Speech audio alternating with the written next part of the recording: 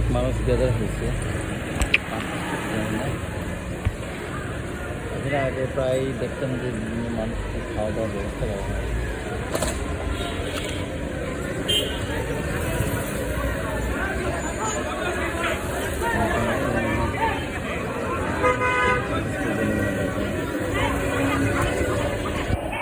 এখানে প্রতিদিন কিন্তু একটা সময় দেখতাম যে মানুষকে খাওয়ানোর জন্য মানে গাড়ি আসতো। তখন আমার একটু কেমন জানি প্রতিদিন, এখন আজকে হয়তো জানি না আমাদের এখানে গ্যাদারিংটার উদ্দেশ্য কী।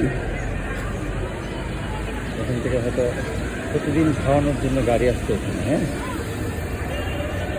আর সেই আজকে মনে হচ্ছে এখান থেকে কোনো আবার মিছিল টিছিলে করতে পারবে না, এরকম একটা লক্ষণ মনে হচ্ছে।